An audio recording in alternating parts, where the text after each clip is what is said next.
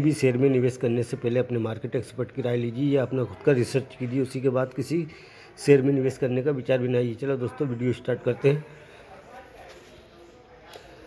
ये ₹5.82 का स्टॉक, इसका करंट प्राइस आज की तारीख में 7 अक्टूबर को ₹5.82 पर ये आ गया। ये ₹70 से गिरकर ₹5.82 पे आ गया। कंपनी का बिजनेस मॉडल भी अच्छा है, कंपनी का फंडामेंटल भी अच्छे हैं, सब बढ़िया है, एक नंबर परफेक्ट फंडामेंटल है, कंपनी काम भी अच्छा कर रही है। मगर इसका स्टॉक जो कि मार्केट में बूम आया है नीचे का, इस कारण इसका स्टॉक नीचे आ गया है। जो ₹70 से गिरकर ₹5.82 पर आया है, इस पेनी स्टॉक को आप अपनी रडार पर रखिए। चलो दोस्तों, अब इसका बिजनेस मॉडल और इसने क्या रिटर्न दिए इसकी जानकारी कर लेते हैं, इसके फंडामेंटल देख लेते हैं। तो दोस्तों, इसने एक वीक में नेगेटिव रिटर्न दिया 12.74% का, अपने निवेशकों को नेगेटिव रिटर्न दिया है। और एक महीने में इसने 1.85% का नेगेटिव रिटर्न दिया है दोस्तों। 3 महीने में इसने 24.89% का पॉजिटिव रिटर्न दिया है। और एक साल में इसने 130.95% का पॉजिटिव रिटर्न दिया अपने निवेशकों को दोस्तों। और इसने 3 साल में 130.04% का पॉजिटिव रिटर्न दिया अपने निवेशकों को दोस्तों। और इसकी क्वांटिटी कितनी ट्रेड हुई है, एक महीने में इसकी 1 करोड़ क्वांटिटी ट्रेड हुई, जिसमें 86% क्वांटिटी डिलीवरी में उठाई गई है दोस्तों। और एक वीक में यानी एक सप्ताह में 4 लाख क्वांटिटी ट्रेड हुई, जिसमें 100% डिलीवरी में उठाई गई है दोस्तों। और यह सैटरडे में इसमें 27 लाख क्वांटिटी ट्रेड हुई, जिसमें 100% डिलीवरी में उठाई गई है। और टुडे में इसकी 27 लाख क्वांटिटी ट्रेड हुई है दोस्तों। और ये कंपनी एक कपड़ा कंपनी है जो आयरन और शूटिंग सहित कपड़े बनाती है और बेचती है। और इसकी स्थापना 1994 में हुई थी। आज ये भारत की प्रमुख और दुनिया की चौथी सबसे बड़ी कंपनी निर्माता के रूप में खड़ी है, जो 27 देशों और प्रमुख भारतीय खुदरा विक्रेताओं को विशाल ग्राहक के आधार पर सेवाएं प्रदान करती है। जैसे यून के कपड़े बनाती है, यून की बुनाई वाले कपड़े, सूटर, ये सामान बनाती है दोस्तों ये कंपनी। यानी कपड़े से संबंधित काम करती है, मैन्युफैक्चरिंग भी करती है दोस्तों। ये BSE और NSE दोनों पर लिस्टेड है दोस्तों। इसके मार्केट कैप की बात कर लेते हैं तो इसका मार्केट कैप 842 करोड़ का है। करंट प्राइस इसका ₹5.82 का है। तो इसका हाई ₹70.36 का है दोस्तों।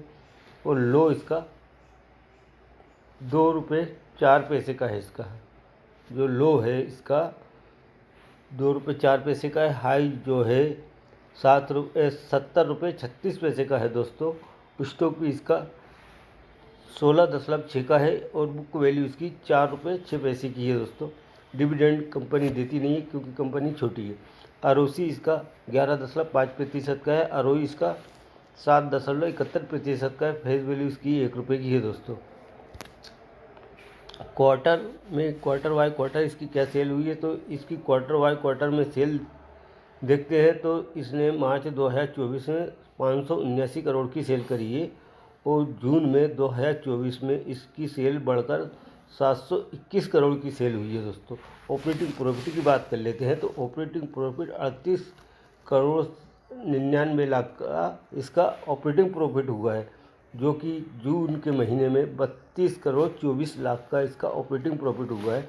OPM की बात कर लेते हैं तो OPM इसका 6.73% का इसका OPM हुआ, जो कि 4.47% का जून के महीने में इसका OPM हुआ है। अदर इनकम की बात कर लेते हैं तो इसकी अदर इनकम 2 करोड़ 24 लाख की है दोस्तों।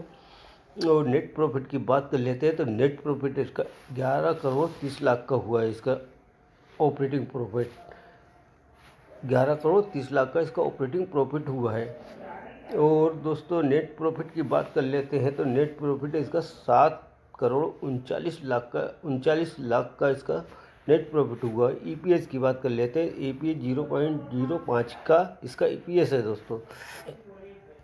अब साल दर साल में कंपनी की क्या सेल हुई है तो वो भी देख लेते हैं दोस्तों। तो साल दर साल में जैसे 2 करोड़ की इसकी सेल हुई है 2024 में। 2 TTM में 2 करोड़ 177 करोड़ की सेल हुई है दोस्तों। ऑपरेटिंग प्रॉफिट की बात कर लेते हैं तो ऑपरेटिंग प्रॉफिट 118 करोड़ का इसका ऑपरेटिंग प्रॉफिट हुआ है।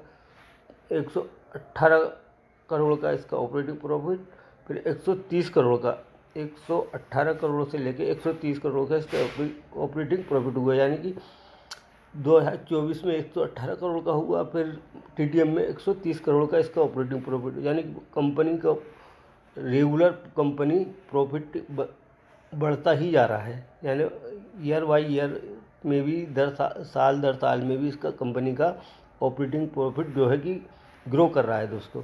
OPM की बात कर लेते हैं। OPM भी इसका ग्रो है, 6% का इसका OPM हुआ है। अदर इनकम की बात कर लेते हैं। अदर इनकम इसकी 33 करोड़ की है।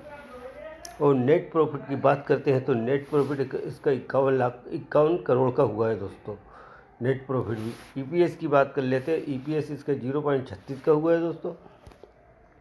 अब कंपाउंड सेल्स ग्रोथ की बात करते हैं तो 10 साल में 8% का है, 5 साल में 7% की कंपाउंड सेल्स ग्रोथ, 3 साल में 23% की है, TTM में 21% की इसकी सेल्स ग्रोथ रही है। कंपाउंड प्रॉफिट ग्रोथ की बात कर लेते हैं तो 10 साल में 1% है, 5 साल में 15% है, 3 साल में 168% की, और TTM में 710% की प्रॉफिट ग्रोथ रही है दोस्तों इसकी।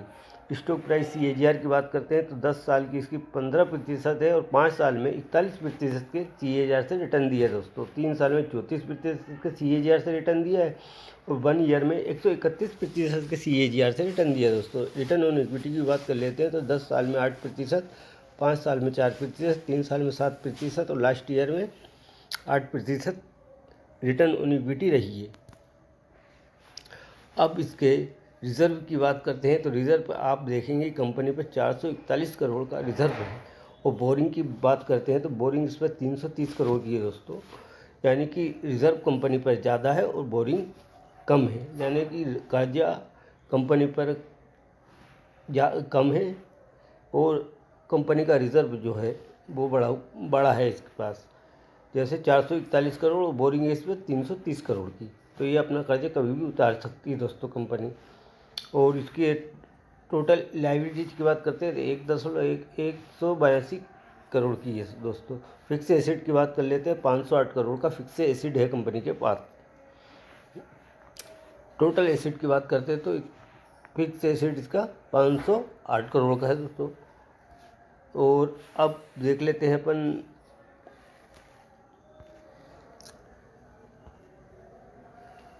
शेयर होल्डिंग पैटर्न की बात करते हैं तो कंपनी के पास प्रमोटर होल्डिंग 51.01% की है, यानी कि 50% से ज़्यादा प्रमोटर की होल्डिंग है इसके अंदर। और FI की होल्डिंग की बात करते हैं तो FI की जून में 2024 में इसकी FI होल्डिंग 60% थी दोस्तों, 0.60% की। फिर इन्होंने 3% होल्डिंग अपनी इंक्रीज़ की है, बेच दी गई है, यानी कि इसमें 3% होल्डिंग FI ने अपनी सेल कर दी गई है। और DI की बात कर लेते हैं तो DI की जून में 2024 में 0.7% की थी, जो इन्होंने बढ़ाकर DI ने अपनी होल्डिंग इसमें बढ़ा दी है। कब? सितंबर के महीने में 1.48% की होल्डिंग DI ने इसमें कर ली है दोस्तों। गवर्नमेंट होल्डिंग देख लेते हैं 1%, और पब्लिक होल्डिंग देख लेते हैं 46.52% की। कंपनी का नाम है नंदन डेनिम लिमिटेड कंपनी।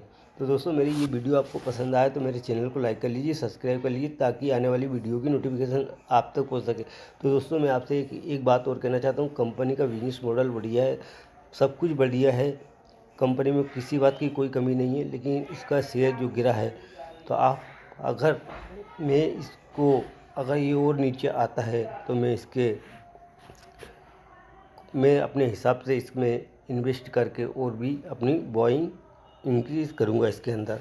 तो दोस्तों आगे की वीडियो में फिर मिलते हैं, जब तक के लिए जय हिंद जय भारत।